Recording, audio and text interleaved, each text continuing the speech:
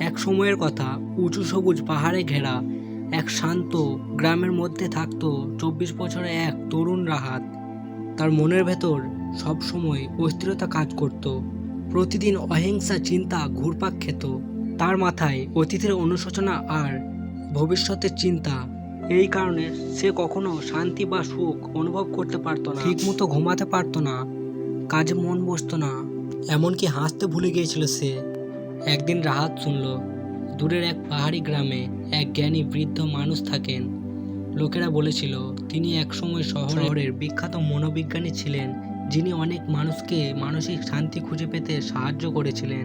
অবসর নেওয়ার পর তিনি প্রকৃতির কাছে চলে যান পাহাড়ের কোলে ছোট্ট এক গ্রামে, যেখানে তিনি নবর যাপন করেন আর যারা শান্তি খোঁজ দিয়ে আসে তাদের পথ দেখান।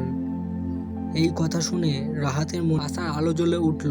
সে ভাবল, হয়তো এই জ্ঞানী মানুষটি আমাকে সাহায্য করতে পারেন। তাই সে ধৈর্য ও ক্লান্তিকর যাত্রায় বেরিয়ে পড়ল। পাহাড়, বন আর নদী পেরিয়ে অবশেষে সে গ্রামে পৌঁছালো। সেখানে সে দেখতে পেল গাছপালা ও ফুলে ঘেরা ছোট্ট কাঠের এক বাড়ি। বারান্দায় বসে আছেন সেই বৃদ্ধ মানুষটি, চোখ বন্ধ, মুখে এক অদ্ভুত শান্তির ছায়া। রাহাত আসতে গিয়ে বলল, দাদু, আমার মন একদম শান্ত না, আমি সবসময় ভাবনায় ডুবে থাকি, আমি শান্তি চাই, আপনি কি আমাকে সাহায্য করবেন?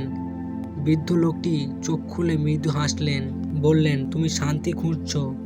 তিনি ধরে বললেন, তাহলে আমার সঙ্গে চলো, আমি তোমাকে একটি ছোট্ট কাজ দেব। তিনি রাহাতকে আয়নায় নিয়ে গিয়ে একটি গ্লাস সম্পূর্ণ ভরে জল দিলেন, এতটাই ভরা যে একটু কাঁপালে পড়ে যাবে।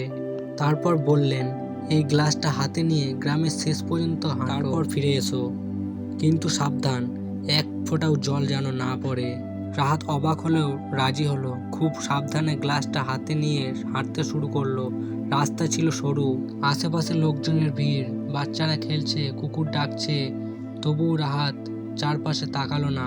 তার চোখ ছিল কেবল গ্লাসের জলের দিকে। প্রতিটি পদক্ষেপে সে মনোযোগ ধরে রাখলো, যাতে এক ফোঁটাও না পড়ে। সে যখন ফিরে এলো, তার মুখে গর্বে হাসি। বলল, দাদু, আমি পারলাম, এক ফোঁটাও জল নিচেতে পড়েনি। বৃদ্ধ মানুষটি হাসলেন এবং বললেন, ভালো করেছো রাহাত, কিন্তু বলছো, তুমি কি রাস্তায় খেলতে দেখেছিলে? কুকুরের ডাক শুনেছিলে? রাহাত অবাক হয়ে বলল, না, আমি কিছু দেখিনি বা কিছু শুনিনি, আমি কেবল গ্লাসটার দিকেই তাকিয়েছিলাম। বৃদ্ধ মাথা নেড়ে মৃদু স্বরে বললেন, এটাই আসল গোপন রহস্য বাছা। যখন তোমার বর্তমান মুহূর্তে থাকে, তখন সেখানে দুঃখ, ভয় বা অপ্রয়োজনীয় চিন্তার জায়গা থাকে না।